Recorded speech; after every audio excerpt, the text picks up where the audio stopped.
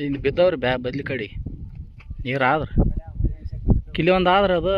ಸರಿಯಾಗಿ ಉಪ್ಪ ಸ್ವಲ್ಪ ನೀರು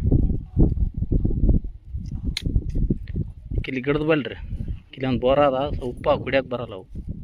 ಕಿಲಿ ಮೊದಲು ಮುಂದೆ